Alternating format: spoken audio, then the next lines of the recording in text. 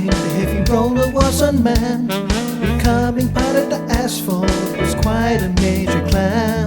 It was like a weight loss miracle.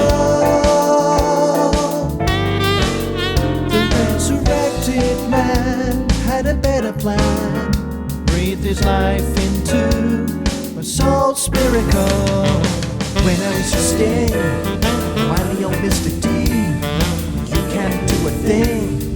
Your power nailed to a tree, like a wasp without its ass. You're just a black and gold free.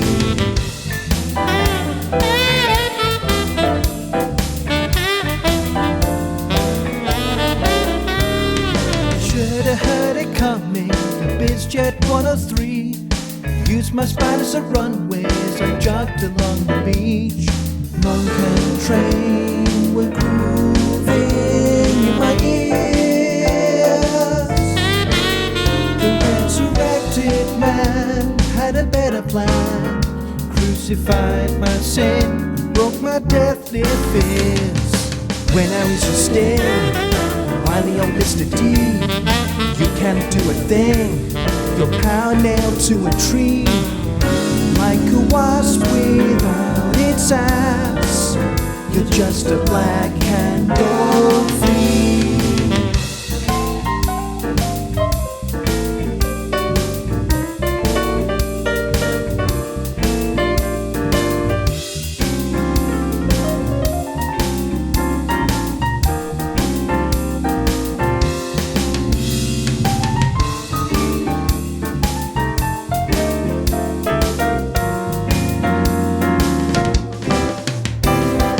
When I was just staring, finally on Mr. D, you can't do a thing.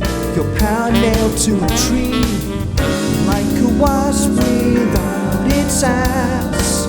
You're just a black and gold flea.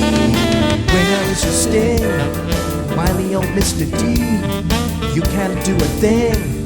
Your power nailed to a tree, like a wasp without its ass. You're just a black and gold flea.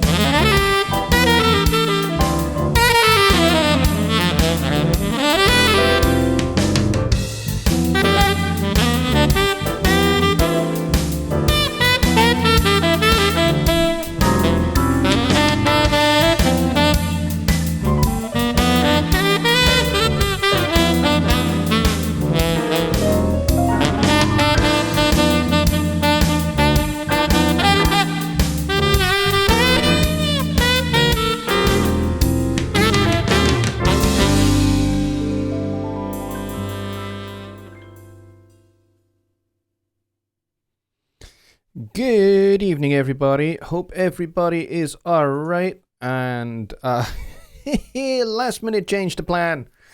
Normally today's show would be over at Jonny Gibe's channel, but Jonny has had something happen in his family that he needs to go and take care of immediately. So that is why we're here for Songwriting Simplified, that would normally be over on his channel. And normally there'd be hilarious banter between the two of us, and unfortunately you only have me, so there will be hilarious banter between me and myself. So I hope you're okay with that. If you are, we will carry on. Now, obviously this kind of means that anything that Jonny and I had planned to talk about, we are not going to talk about because he's not here. But anyway, we will make this up as we go along, because that's the best thing to do when these kind of things happen, is just to make it up as you go along. So that's what we're going to do. Sometimes my show with Jonny is kind of made up as we go along. But quite oftentimes we have a subject and a plan, and tonight is not one of those. So we have a few people here, and a few people are kind of like saying, so what's going on? What's the problem? Where is Jonny? And all of that. So I will answer that question. And the answer is pretty simple, is that there has been a family emergency that he has had to go and take care of at the last minute. So he just sent me a message and said, hey, could you take over and do the show on your channel? Because I have something I have to go take care of. So, yep, everything is otherwise cool. And I'm sure Jonny will fill you in on the details when he has them. And when he feels it's right to kind of talk about it.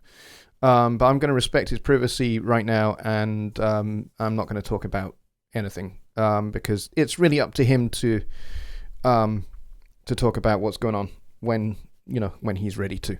So, okay, so with that out of the way, let's go and see if I can get my damn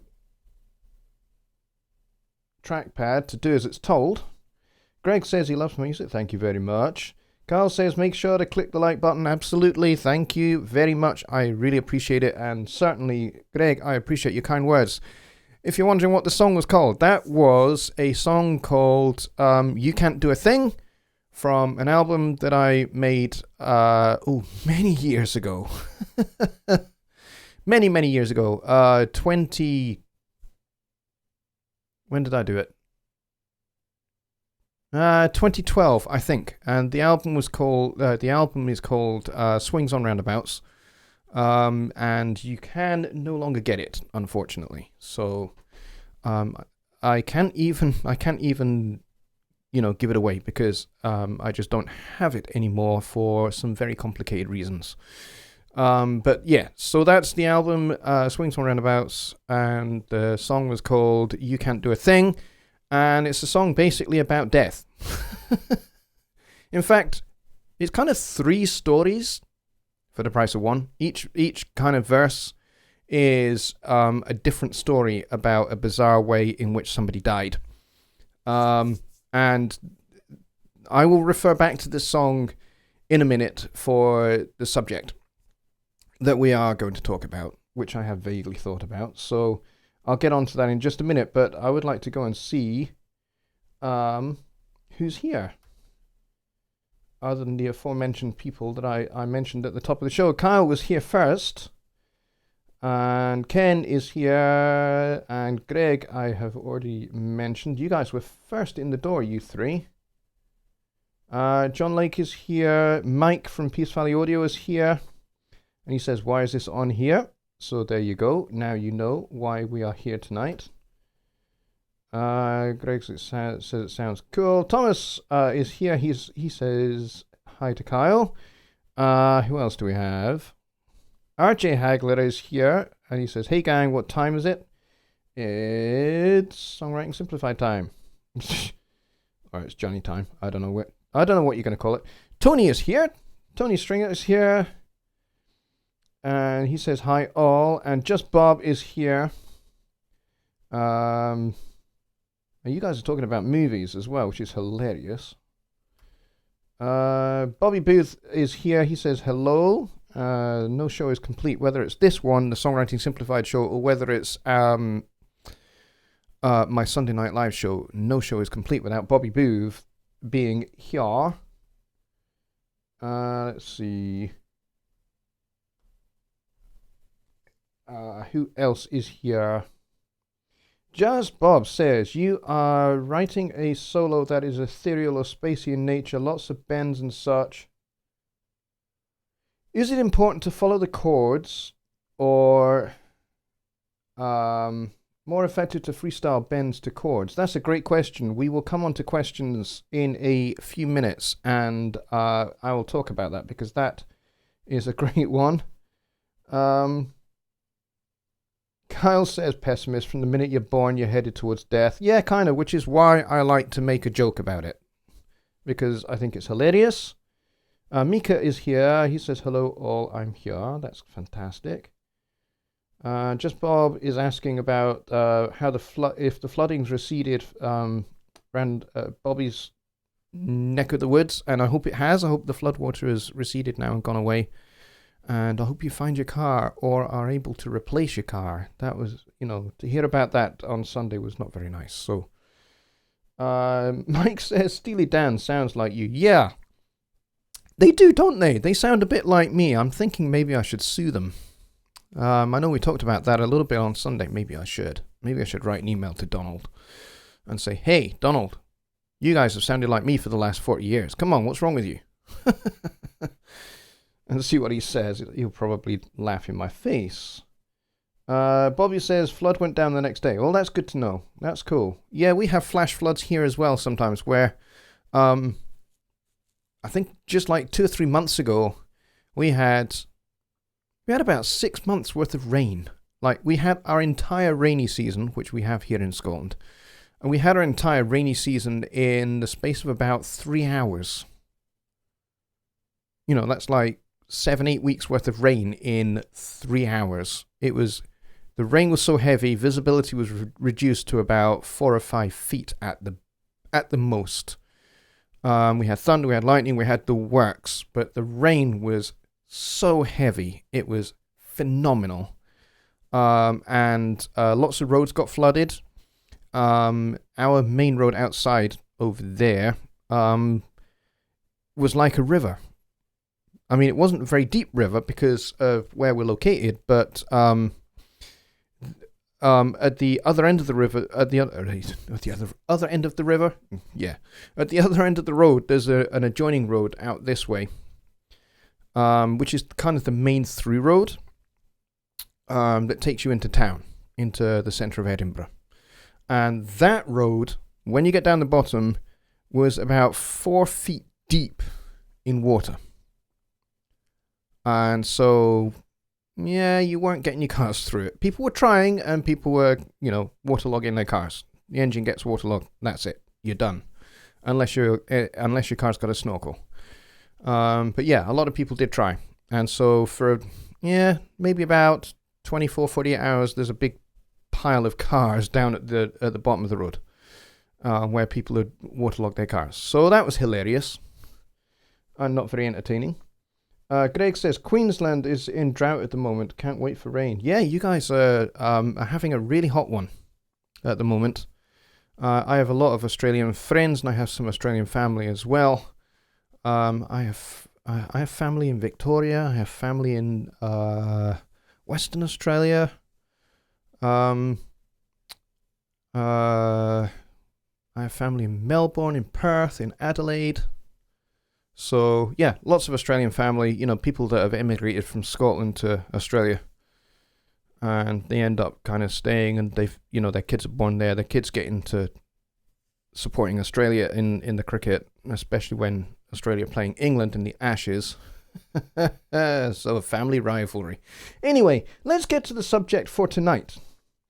Subject for tonight, which I just thought of 47 seconds ago, is what to do when you are in a bit of a writer's block kind of thing and you're not sure, you're not sure what you're doing and everything you write just sounds rubbish, awful, and you can't string a rhyme together without going, that just is so cheesy, that is just so cliched, it's ridiculous.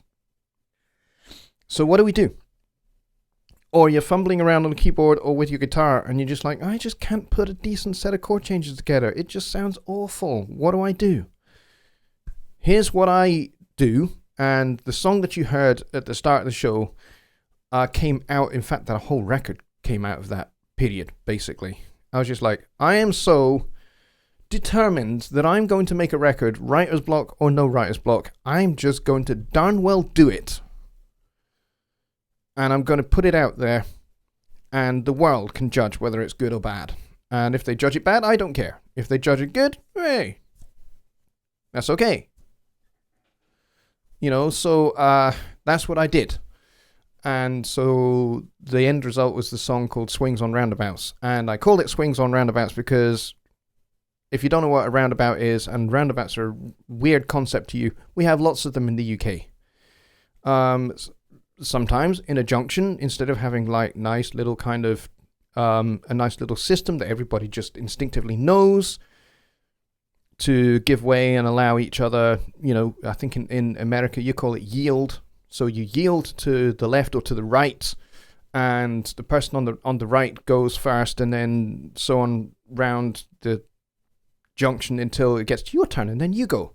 Well, here in the UK, we kind of put roundabouts at such things. So you kind of get to the junction, and the person to the left, person to your right, they go on it first, and then you go.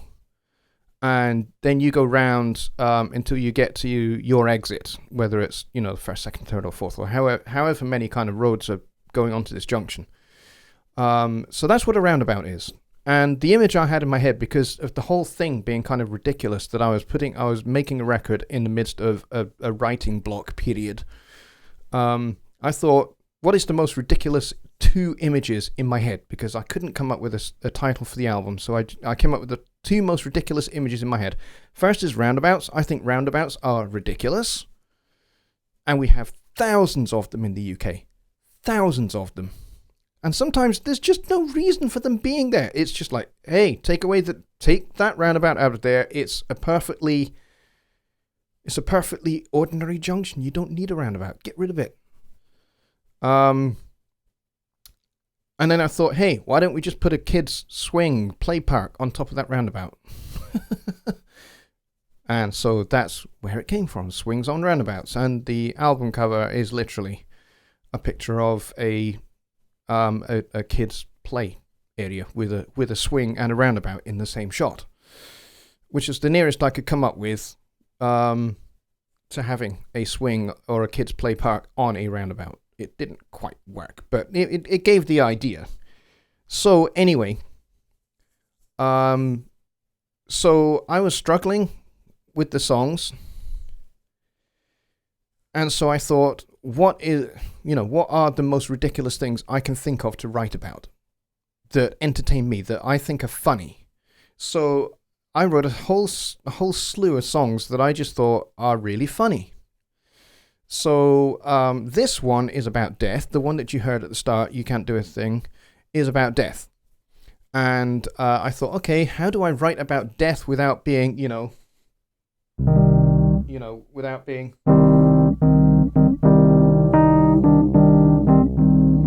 No, I didn't want to be all dark and funeral-like. I thought, okay, how can I write about death in a way that's funny, appropriate, and ridiculous? So I thought, hey, let's give it a 4-to-the-floor shuffle feel, and we'll make it really quite bright and happy. So I did.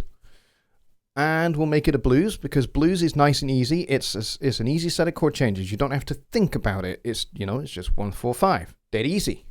So I did that. And then I thought, so my song is about death. So what am I going to do? How am I going to write about death in a way that's funny and hilarious? So I thought, okay, what about the world's funniest ways to die?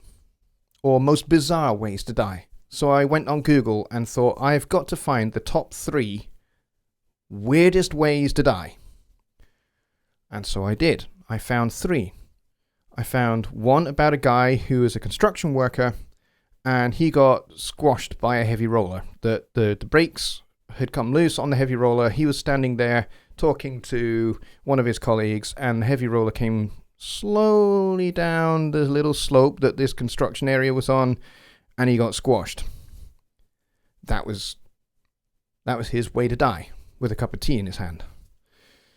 So that's one of them. The second one was, I read about a guy on the beach, some place in America. I can't remember where it is now.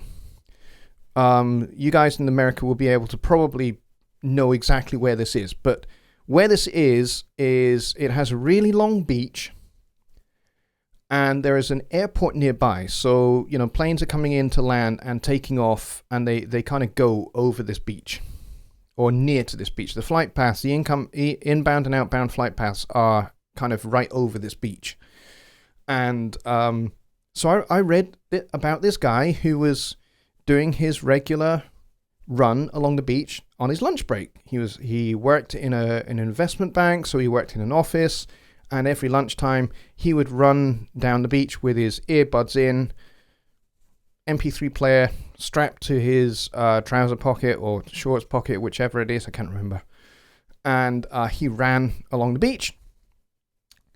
And what happened on this particular occasion, because he did this every single day, what happened on this particular occasion is that a private plane, which was being flown by a flying instructor, had taken off from the airport, and it was one of these single-engine propeller-driven planes. And what happened was the propeller came off the engine during takeoff, and so obviously the engine stopped, and the pilot had to perform an emergency landing. And the only person that was on the beach at this particular time, on this particular day, was this guy running down the beach. He had his earbuds in. The engine of the plane had stopped, so there was nothing for him to hear. And the pilot had no choice but to land on the beach. And he didn't see the guy running along the beach until the last minute, and he couldn't avoid him. And so the guy running along the beach was squashed by a plane on the beach. So I thought, okay, that is an unusual way to die. And so those were that's two of the three that I came up with and thought, hey, those are hilarious. And I gave it to a fall to the floor beat and a chorus that said, as far as from my particular point of view, I quite often will, stick the finger up at death, because I have no fear of death whatsoever. However, whatever method or however my end comes, I have no fear of it whatsoever. So I wanted to make a bit of a joke out of that. And so that's what you heard in the song. And of course, I let the sax player kind of just let rip at the end of the song as well. And so there you go. So find something that amuses you. Find a subject that amuses you, and then give it a simple structure. Come up with a really simple drum beat. Mine was a 4 to the floor kind of shuffle beat. And just use a blues form, 3 chords. Very easy. And then write the song based out of those ingredients. And I guarantee you, if you persevere, you will push through that writer's block to the point where you can actually find yourself at the end of that song with something that is good. Because you've just sat there and gone, okay, I've thought of something funny. I've got a form I can use that is dead easy to use, 12-bar blues. And I've got a nice little drum beat that I can use. Off we go. And that's how I did it. That's how I wrote that song. And to be honest, all the other songs on that record were written in pretty much the same fashion. Apart from one song wasn't written that way. One song, as I got to the end of the process of writing the songs for this record, one of the songs I did actually sit down and it just kind of poured out of me. And it was like the good old days of songwriting where songs would just pour out of me all the time. And I had periods like that. So it was nice to get back to that. But yeah, I have a song here about, a romantic love song. I have the song, the title song of the record called Swings on Roundabouts, which is, it goes back to that ridiculous 2-image thing that I had in my head. And then I have a song about money and the whole ludicrous nature of money. The other one is called Texas Hold'em Eyes. And that song is more about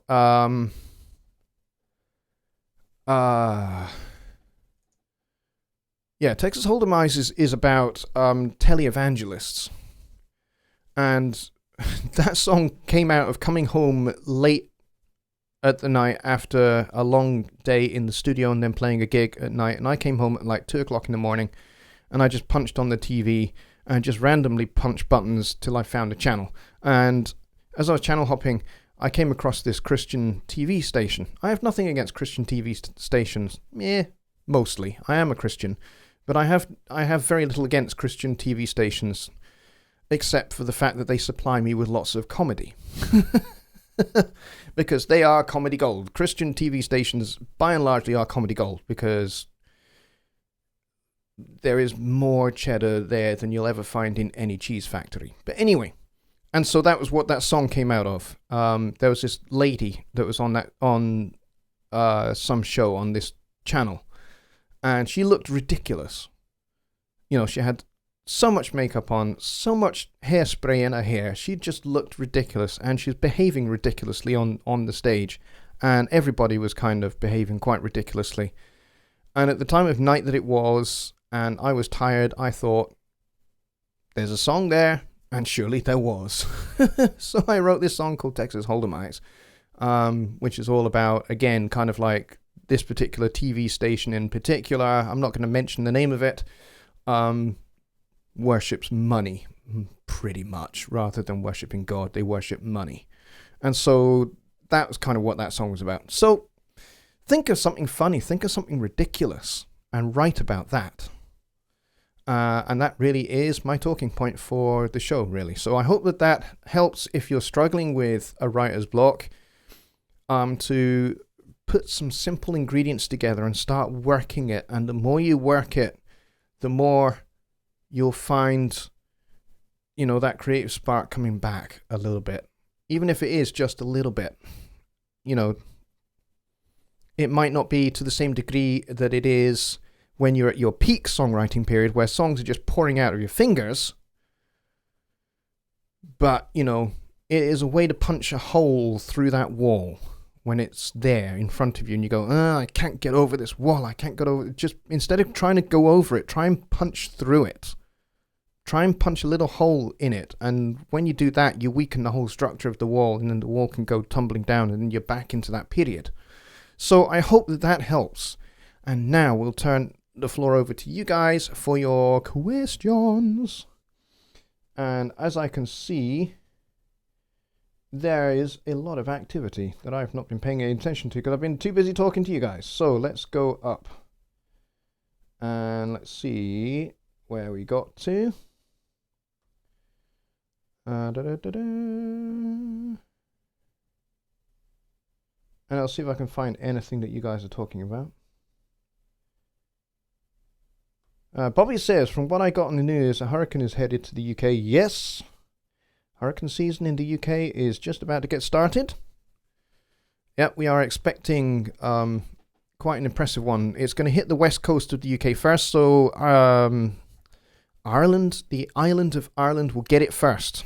And as it goes over Ireland, the hope is, or what they think will happen, is that it will start to decrease and dissipate a bit as it encounters land. Land mass produces friction and warm updrafts, which disturb the balance of a hurricane. And hopefully by the time it makes its way through towards the east coast of the United Kingdom, which would include places like Newcastle in England and Edinburgh here in Scotland, Aberdeen, and John O'Groats way up at the very top northernmost part of the UK, it won't be nearly so bad. But mostly it's going to be Ireland and the southwest of England that are going to get the worst of it. So places like Devon and Cornwall, Somerset, Dorset, and Wales a little bit, but mostly Ireland. They're going to get the worst of it. So we here probably in Edinburgh will just get some rain and it'll be a bit blustery. That's what they tell us. So we'll have to see how it plays out. But it's going to kind of be here maybe the middle of next week, probably. Mike says, we have roundabouts in Pennsylvania. No one here knows how to freaking use them. It's a circle. How hard can it be? You know what, Mike? We have the same problem. But here's the thing. You guys probably blame us for roundabouts. It's not our fault. We didn't invent them. Shall I tell you who invented them? The French. They invented roundabouts. Roundabouts are their crazy idea, and we thought, what a great way to manage traffic at a junction. Let's import them to the UK. So we brought the idea over, and over, maybe 150 years, we've built thousands of the darn things. And yes, nobody knows whose turn it is to go next, and you do get car accidents on roundabouts. And some people think, hey, it's always my turn to go. I don't care whose turn it really is, it's mine. And they just charge through everybody. And that's how you end up with car accidents, and then, the ensuing traffic queues and all of that. Let's see. Look, kids, Buckingham Palace, Big Ben. Yep. I lived in London for 12 years. And I didn't go past Buckingham Palace or the Palace of Westminster, which is kind of the same kind of building, essentially. Well, no, they're separate buildings, but Big Ben is in the tower. Big Ben is the bell in the Tower of Westminster. I used to go past Westminster a fair amount, but I didn't really go past Buckingham Palace that often. There was a studio that I worked in, which is about 2 miles down the road from Buckingham Palace. So when I went to that studio, yes, I'd have to get on the bus and go past Buckingham Palace.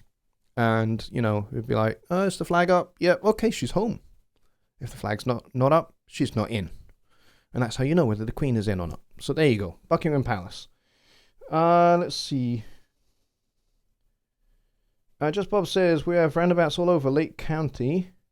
No one understands how to use them, only a couple of years old now. Wow, so you guys are starting to nick our ideas. In their defense, Mike, most are trying to avoid potholes.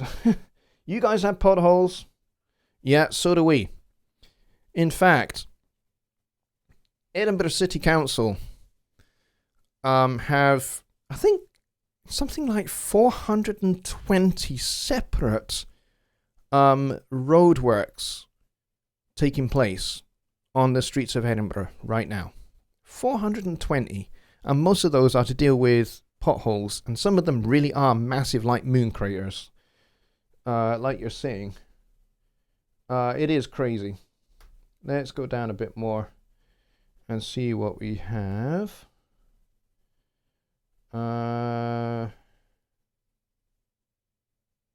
Mr. Batsu says, that just shows that exercise is not good for your health. Yes, it could be interpreted that way.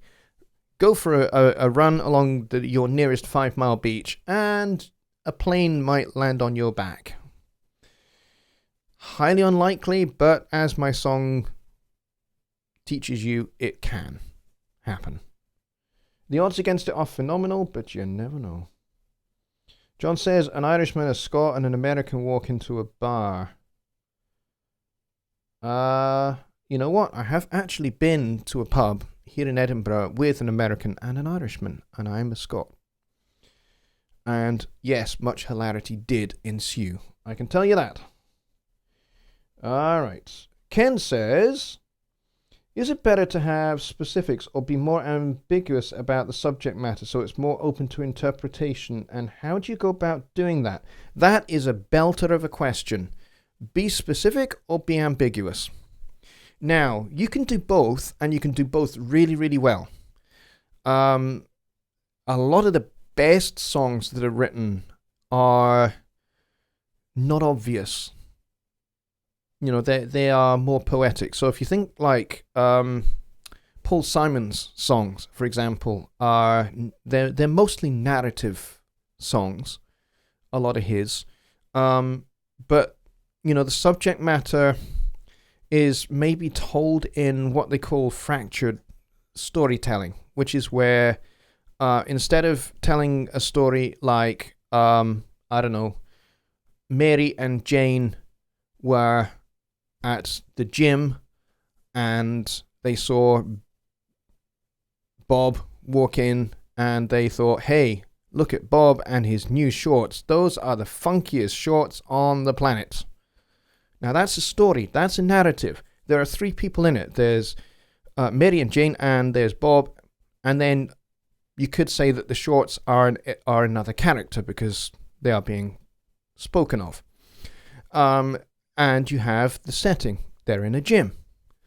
Now, fractured storytelling would take all of that and take little pieces of it, like a couple of words, a couple of words, a couple of words, a couple of words, and put them together in maybe a less obvious way, so that the story, it's kind of like fractured storytelling is like, for example, let's say you witness something. Let's say you witness a car crash, and the first thing you do is you get your phone out and you dial 911. And you're relating what you have just witnessed to the call handler on 911. And so what do? You don't tell it. You don't tell the story in narrative form. You don't say, well, I was walking down this street, and as I was walking down this street and admiring what a beautiful day it is, and how long it's going to take me to get to the shop I need to get to, and you don't tell that to the call handler. You say, I've seen this happen, this car did this, that car did that, there's a bang, lots of glass everywhere, blood, and body parts, or whatever. That's fractured storytelling. You can do that. That is a great songwriting style, is just to take the bare basics and, hit your audience with it. Machine gun style. So Paul Simon uses that a fair bit. Steely Dan have used it in some of their songs. Let me think of one off the top of my head.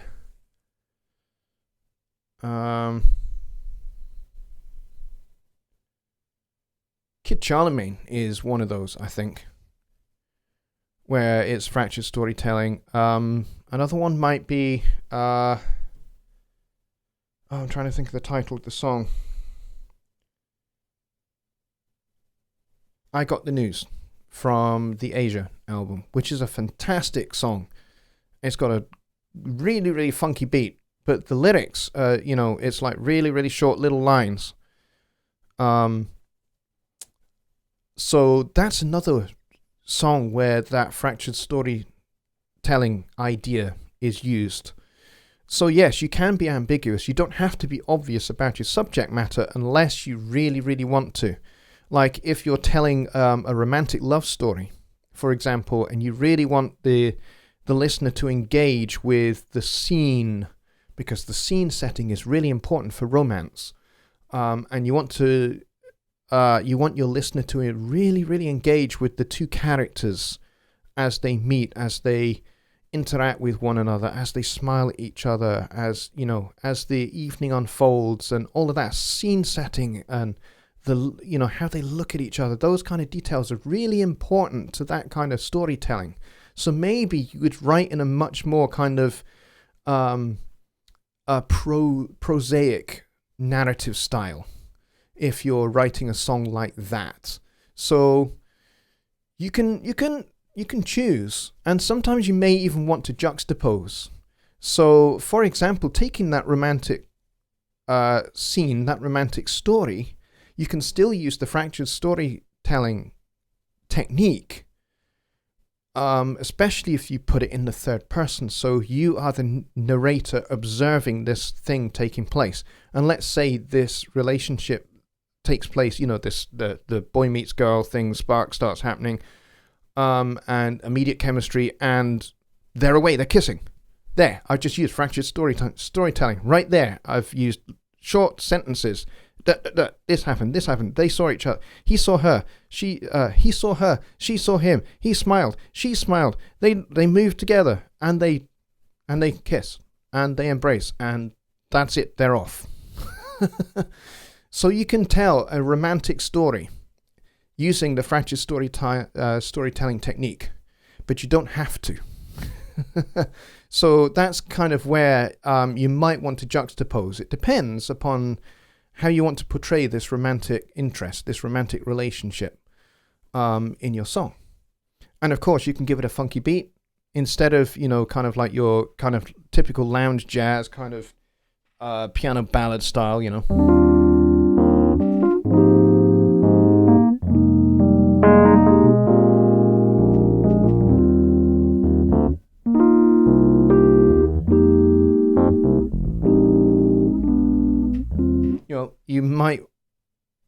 You might want to use that kind of romantic style and then use fractured storytelling in your lyrics. And the juxtaposition of those two ideas creates the contrast. You might want to do that.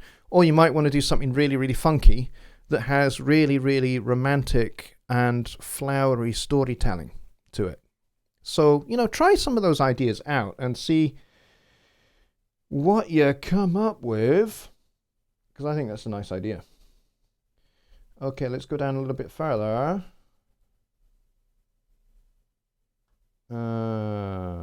Mika says, in my opinion, reading a good book is a great stimulus. Yes.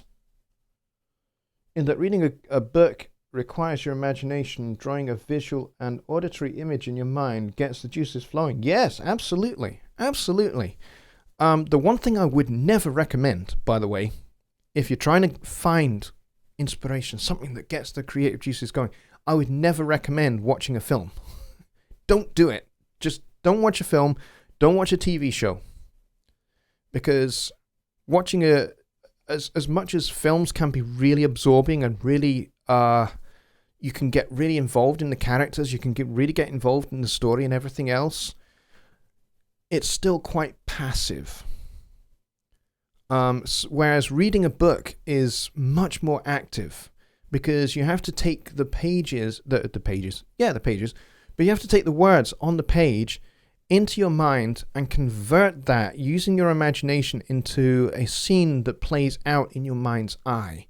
That is far more creative than and far more stimulating of the synapses that will help you engage with the narrative and therefore give you material that you can use for writing a song without, ever necessarily using the book as direct inspiration, if you follow. So yes, reading a book is a great idea. Carl says they put a huge arch thingy in the middle of a highway. You know what? That's a funny thing. And I'll tell you what that reminds me of. That reminds me of a song that a friend of mine wrote. It's entirely an instrumental song. And it is kind of like lounge, jazz, ballad, and everything else. It's really, really nice. And it only has one line of lyric. And that's it for the song. And it's really, really funny. Now, if you're from the UK, you'll understand it a little bit better than somebody who isn't. But he lived in a part of London where they wanted to build an extension to a road, or a bypass road that would actually bypass this particular part of town, so that through traffic that was going through the town wouldn't have to go through the town anymore. They could bypass the town, and so we call them bypasses, but in some contexts we'd also call it a ring road if it actually goes around a particular neighborhood or a particular town. So you can come off the road at either point of the compass around this part of the town and still have access to the town. But, it's kind of like it stops you going through the middle of the town. So anyway, so this is a ring road that we're talking about. And he was upset with the city council. And so he wrote a song about his upset. And the upset was that the city council purchased his garden. They sent him a letter saying, we hereby declare a compulsory purchase order under, I forget what the name of the Act of Parliament now, to purchase the land upon which your garden sits. You are given X number of months' notice. And so he was so incensed that he wrote a song. And he decided that the joke was that he made it this romantic song with really overly romantic, a really overly romantic saxophone solo in the middle of it. And then at the end of the song, the one line of the lyric is, "They built a ring road in my garden." And he sent that to the city council. And the city council heard the song and they got the message. They sent a letter to him saying, "Actually, we no longer want to purchase your garden. You can have your garden back. You're fine. We're going to build the ring road elsewhere." And they did. They built the ring road in someone else's garden across the street. So although his garden was saved, he ended up with a view of this ring road. Joy. So I'm not sure whether he won or lost, but there you go. That reminded me of that story. Let's see.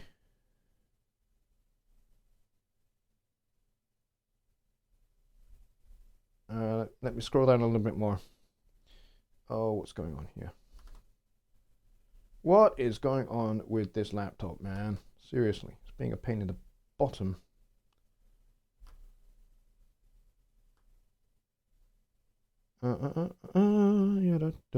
Just Bob says, French's storytelling is really just snapshots of memory or visual stimulation blurted out in non-linear, non-complete time frame. That is correct. That is correct. Mike says, guess I'm reading the wrong books. That's hilarious. Yeah, Just Bob has an excellent point. Books are millennia old, original virtual reality, no face mask required. Absolutely. Especially if you are reading something by Robert Louis Stevenson, like Treasure Island or Kidnapped. Just read some of his descriptions, settings, scenes, the detail.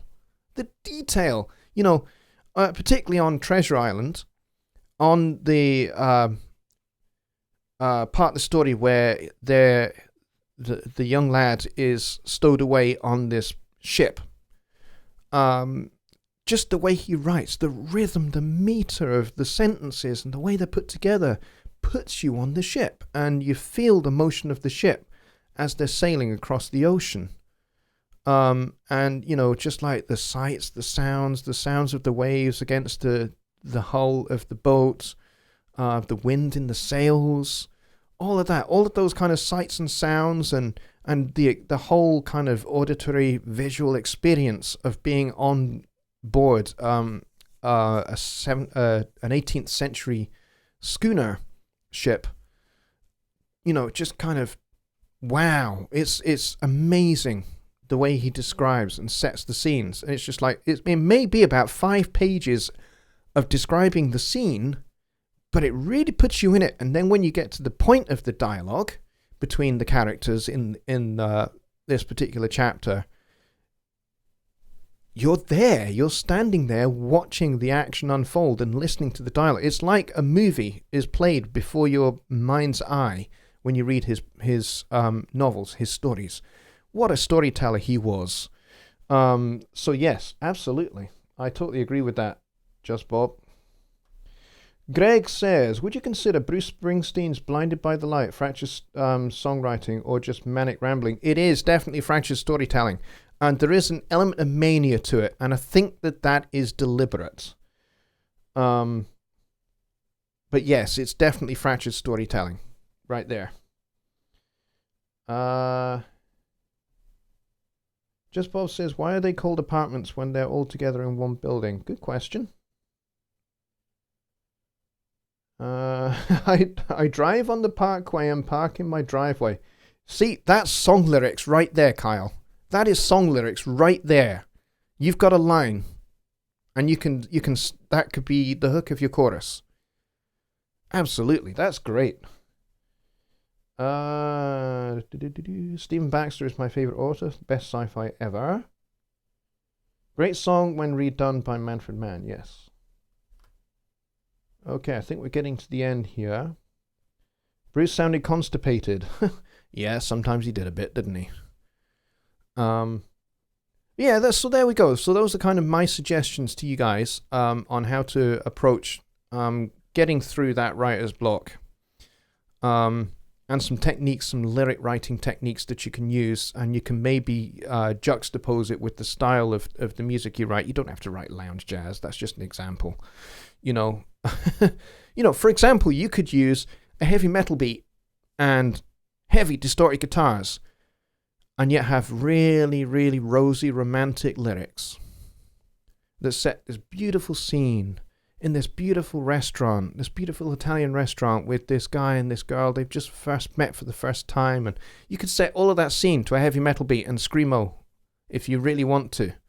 I mean, that might the juxtaposition might right there might be too stark, and it may not work. But you could certainly experiment with those kind of ideas. I've experimented with all sorts of weird and wonderful ideas to try and get a song going. And sometimes you just have to do that. You just have to try and come up with something. And oftentimes the best way to do that is to make yourself laugh. I mean, that's what I do. And, that's how my songs come together, really, is, something funny, something that makes me go, either that's odd, or makes me think, oh, it's not just that that's odd, it's that that's weird, or oh, that's actually really funny. Why are they behaving like that? Why are they doing that? So those kind of things, those are the things that really tickle me. And politics. Now, does this mean that I need to get serious and weighty and heavy and opinionated? No, doesn't. I can satirize. I can go, this person is a really good person, but he has this really strange quirk. And you can really draw out that really strange quirk and make that almost a character in and of itself. And you can do that with any politician, whether you agree with them or not. I will sometimes satirize people that I agree with, people that I respect, and people that I have campaigned for and campaigned with. I will satirize them if I think, hey, they've got something that's just, it's maybe a little unusual, or they have an unusual way of speaking, or they have an unusual quirk, personality quirk. And I might draw that out a little bit, emphasize that a little bit more, and kind of turn that into a character all of its own. And that's kind of like maybe where I'll get an inspiration for a song. Mozart did that with his mother-in-law. His mother-in-law came and hollered at him one afternoon, came round to he and his wife's apartment in Vienna, and she proper laid into him and called him all sorts of things, idle, good for nothing. And he saw her face, he saw the expression on her face, and he heard the tonality of her voice. Bingo, inspiration. And an opera came out of that. Now, was she directly in it? Was her character directly in it? Was her personality directly in it? No. But the spark came from her facial expressions, her mannerisms, her quirks, and the way she was addressing him.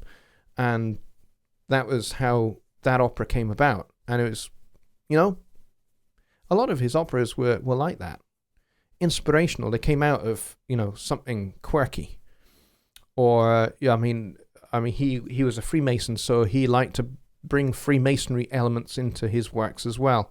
Sometimes for satire, and sometimes just for blatant symbology. He would take some, Freemason iconography or Masonic ideas and Masonic concepts, and then kind of juxtapose them, put them in a setting that they should never be.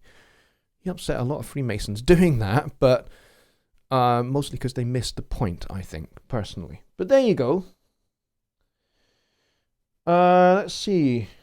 Mike says Bruce wrote it in 73, and then Manfred Mann recorded it in 77. There you go.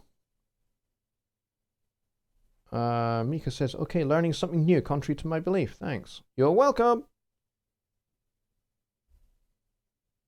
Bruce wrote it for Manfred Mann. I didn't know that. I didn't know that he wrote that for Manfred. I really didn't. But that, yes, Greg is quite correct. That is a great Trivial Pursuit question. Absolutely.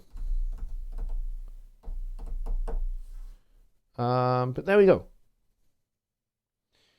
Just Bob says 3 cheers for Jonny Lipsham stepping up and doing a great job tonight and providing us with a great show. Well, you're very welcome. I have tried to keep you entertained. I've tried to educate you a little bit as well.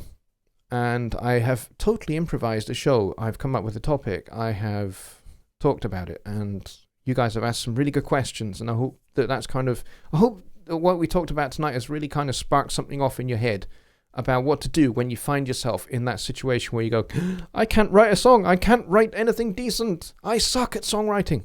Yeah, stop before you get to the I suck at songwriting bit. No, you don't. You don't suck at songwriting. Just that everybody hits that. They hit that creative wall sometimes. And sometimes the creative wall is a technical thing. It might well be that you've got so far with what you know. It might be as simple as that. You've gotten thus far with what you know. I've been there several times, throughout my career, where I had, maybe a limited harmonic palette. I only had maybe 4 or 5 chords or 6 chords that I used, and I used them all the time in every song. And suddenly that gets tired. And, there's no more mileage there to be had. So what do? I need to find some more chords, or I need to open myself up to writing in different keys. Or I need to experiment and try some different chords out, add, some additions to the chords maybe. Instead of just triads and, 7th chords of various types, major, dominant, minor, half diminished chords. Maybe add some of those more unusual sounding chords like diminished chords. Or, or just minor 7 flat 5, which is basically a half diminished chord. So there's your minor, and then you take the 5th and you drop it down.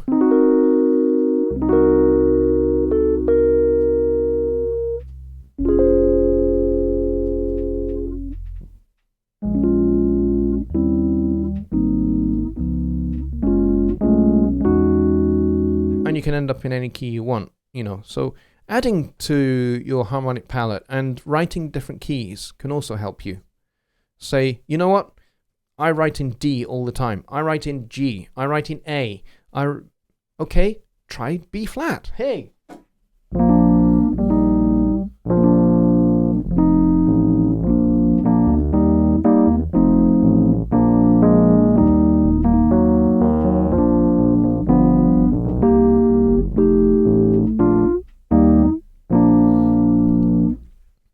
There you go, I just made that up on the spot. I just wrote that on the spot using just chords 1, 4, 5, and then I did a 3, 6, 2, 5, 1 turnaround in the key B flat. Learn some different chords. If you've never used a chord 6 in the key B flat, that would be G minor. Make use of that.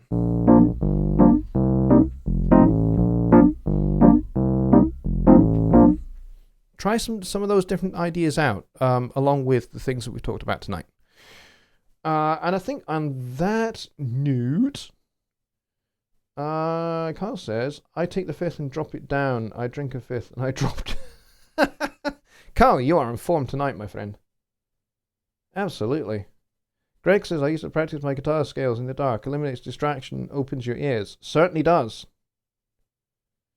And Miko says, turn off the TV. Absolutely. Okay, on that note, folks, I think we are going to call it a night there. And I'm going to say a very big thank you to everybody for coming tonight. And I'm going to play you out with the song about the televangelists, Texas Hold'em Eyes. And I'll play a little bit and fade out, and that'll be that. Okay, folks? So, good night. Let me hit the play button. There we go.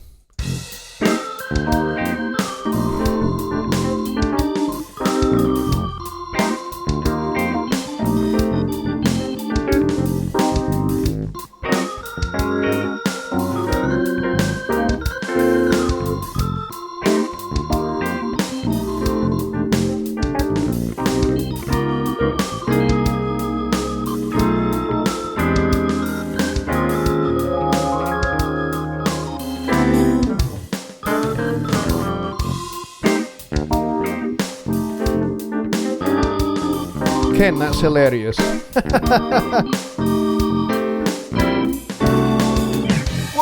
this morning, turned on the smart TV. There's a waxen lady praising her paper deity, and a man in a toupee with Texas Hold'em eyes. It's dollar signs for paradise.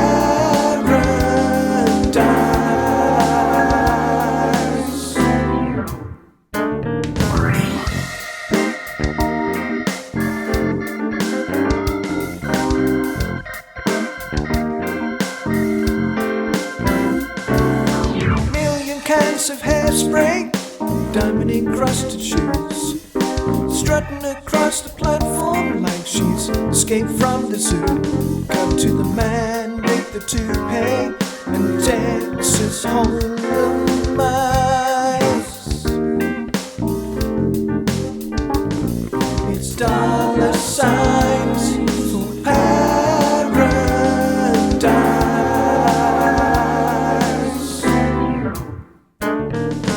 And she read my mind.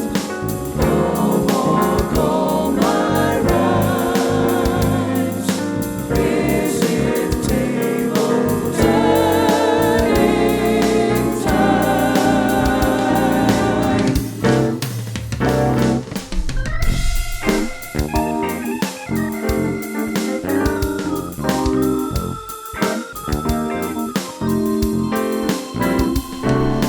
Powers of persuasion, reverse psychology, leaves a few spellbound, screwed their credit history. Good night, everybody. See you on Sunday.